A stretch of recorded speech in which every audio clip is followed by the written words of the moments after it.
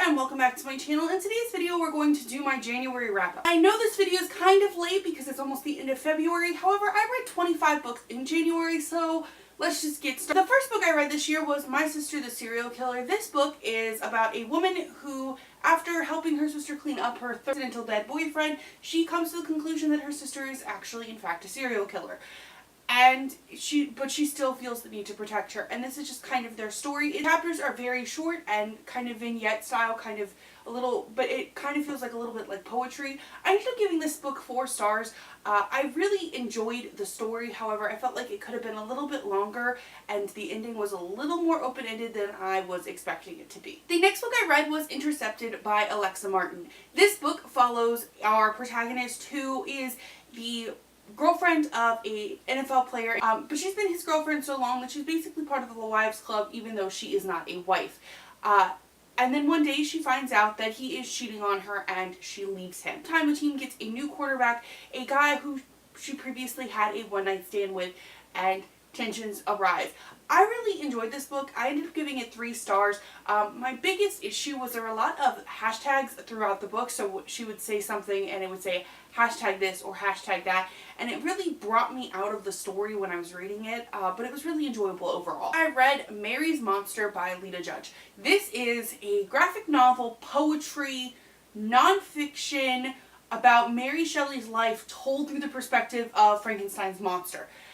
And I ended up giving it 3 stars. Based on that explanation of what it was about, it was trying to do too much. I feel like at points the poetry part was lacking, I felt at points the art style was lacking, and it just was trying to do too much, so I ended up giving it 3 stars. Next, I read The Husband's Secret by Lillian Moriarty. This was the Loosely Bound Book Club pick of the month, and I was the only one in our group that actually ended up reading it. I ended up giving it 2 stars. This story is told through 3 different perspectives, however, the synopsis doesn't make it seem like that. It makes it seem like it's just about this one woman finding a note from her husband that says, "If you're reading this, I am dead." Having 2 other perspectives, I felt like none of the perspectives were really interesting enough to warrant it. It's a very suburban mystery kind of story. I did not feel that any of the reveals were worth it, so I ended up giving it 2 stars. Next, I read The Hoarder and You, How to Live a Happier, Healthier, Uncluttered Life. I recommended this book by Caitlin from Book Chats around the time that Marie Kondo's show was coming out and everybody was talking about it, and she said, hey, if you're not interested in this decluttering style, this is a book that's helped me. And this is by a woman who was actually on the show Hoarders, so you got extra insight on that. I ended up giving this book 4 stars. It really does a good job of balancing trying to help you be less cluttered, while also doing narrative, telling you about people she's helped. I feel like it was a good balance between the 2. Next, I read The Last Time I Lied by Riley Sagar. I was trying to buddy read this with one of my friends, however I ended up taking it with me to the doctor when I had an appointment and ended up reading it the entire time while I was waiting. Honestly, probably would not have finished it if it wasn't for it being the only book I brought with me. I ended up giving this book 2 stars. I do not connect with Riley Sagar stories. I feel like he has a tendency to come up with good concepts, bad executions, and I just could not, for the life of me, care about these characters or what was going on, as well as the conclusion. I just could not get behind the conclusion of this novel, so I gave it 2 stars, and I'm done trying to read Riley Sagar books. Then I read another nonfiction book. I'm trying to read more nonfiction this year, so whenever I'm feeling gravitated towards one, I'm just letting myself go for it, and the book I read was The Good, the Bad, and the Barbie, and it's basically about the history of the Barbie doll. It talks about how she came to be, and some criticisms and some compliments that she's kind of gotten over the years.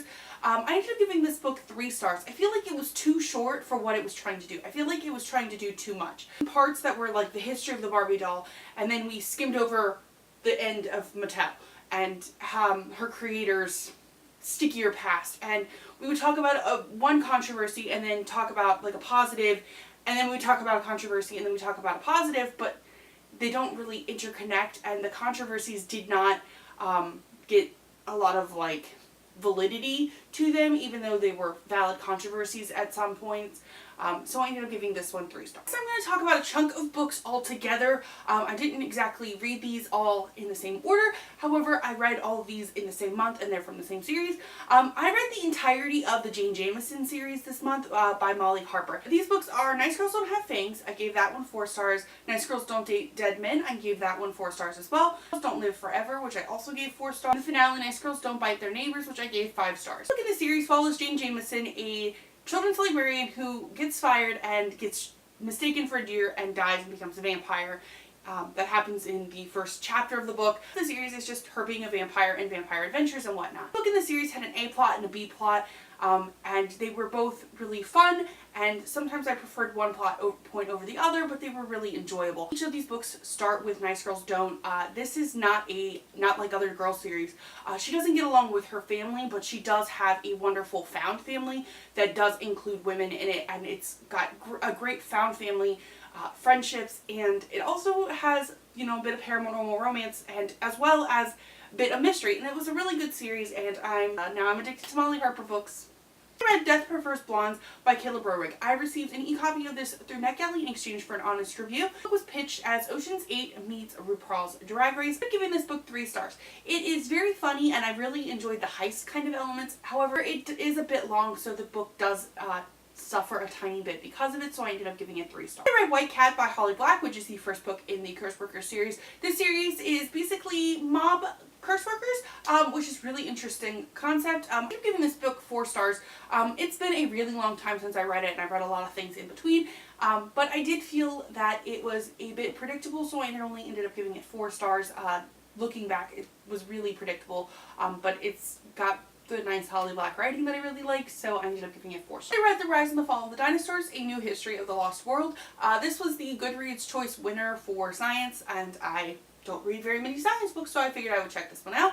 I ended up giving it 4 stars. I feel like it did a good job of discussing dinosaurs in a way that newbie dinosaur people would be able to understand. However, I do feel like the author's anecdotes about his own life did interfere with my enjoyment because I felt like they were trying to outshine the dinosaurs, which this book was about dinosaurs. I wasn't reading it kind of for your personal stories. Does that make sense? I think that sounded really rude, but it is what it is. The next book I read was probably the most disappointing book I read this month, which was Slayer by Kirsten White. A Buffyverse novel set in the aftermath of Buffy the Vampire Slayer, and I was really disappointed by it. I ended up giving it 2 stars. The characters in this displayed a lot of hate towards Buffy, which is really weird since this is a book that, you know, wouldn't exist without Buffy, and I understand having characters dislike the character from the other series, especially since these characters are watchers. However, I felt like it was a little too much at times. I also felt that this book was a little bit info dumpy. I know this book was trying to fill the gaps in case you hadn't watched Buffy. However, the amount of info dumping it does makes the book a bit clunky. You're supposed to know that they don't like Buffy, and you're also supposed to be learning Buffy stuff. It just didn't all completely mesh, so I ended up giving this one 2 stars. So I was really disappointed by it. I'm going to talk about another 3 books altogether. This is the first 3 books in the Half Moon Hollow series by Molly Harper. This is a spin-off series to the Jane Jameson series, and I read the first 3 books. Are basically stories set in the same world as Jane Jameson, but it's not following Jane Jameson characters, though they do sometimes make cameos. This book of which is The Care and Feeding of Stray Vampires. This one follows our protagonist, who is basically a daytime consultant and for vampires and basically gets their stuff done during the daytime, and she basically is thrust into caring for this vampire after he believes that someone has tried to sabotage him while he's investigating something. I ended up giving this one 4 stars. I feel like it was a good start to a kind of spin-off series, starting with a character we already knew and kind of had a feeling for, so I really enjoyed this one. The second one was A Witch's Handbook of Kisses and Curses. I gave this one 5 stars. A series that does not follow a vampire, but vampires are prevalent in the story, so because they are obviously set in the same town. This is a really fun, I got to see how Molly Harper does witches, and it was really entertaining. This is basically about a witch who is trying to find these magical items in Half Moon Hollow to save her coven from a terrible fate. I feel like this one had like the perfect balance of mystery and getting to know a new character, and it was just really entertaining. Third book that I read in the series was The Dangers of Dating a Rebound Vampire. I ended up giving this one 4 stars. It's about a woman whose family has history with vampires. However, she starts having feelings for a vampire, but her family deems it kind of a little unsafe. 4 stars. I feel like the ending was a little bit rushed. What to talk about is The Dragon Pearl by Johan Lee. This book I received from NetGalley in exchange for an honest review. I ended up giving this book 4 stars. It involves Korean mythology as well as space. I am not a space book person. I've made that kind of clear over time, but I really enjoyed this one. I like it had a couple little bumps along the way, but if there was ever to be another book set in this world, I would definitely pick it up. Next book I read was The Wicked King by Holly Black. This ended up being my favorite book of the month. Second book in the Folk of the Air trilogy by Holly Black. I really enjoyed this one. I thought it was a lot shorter than I was expecting it to be. This one follows Jude and Carden and the gang in the aftermath of the events of the first book. This one just, it was great. I spent a lot of the month putting this one off because I was worried that the hype was going to get to it, but it did not, and I ended up giving it 5 stars, and I cannot wait for Queen of Nothing. This book I read was 99% Mine by Sally Thorne. I received an e-copy of this through Edelweiss. This was my first Edelweiss book, which was really exciting, in exchange for an honest review. However, unfortunately, I did not love this one as much as I was hoping. This is Sally Thorne's sophomore novel. Little Darcy, whose twin brother kind of has laid claim to this guy who she has interest in, and she ends up getting thrust back into their lives after she inherits a cottage from her grandmother. It has an ability to make you care about her characters. However, I really struggled to care about Darcy, and I don't think that was Sally Thorne's intent. I feel like she tried to make her too cool, and it ended up coming off standoffish. A plot arc I really couldn't get behind, so I ended up giving this one 3 stars, and I was kind of disappointed by it. The next book I read was Bring Me Back by B.A. Paris. I had received this book as an e-arc through NetGalley a while back. I unfortunately did not really enjoy this one, and I gave it 2 stars. I can't too much more about this one because it is a mystery thriller. However, I will say that it is a very obvious and unrealistic kind of conclusion, and that it reveals too much too soon and then kind of clunks, and then reveals stuff and then clunks, so it doesn't have a good groove as well.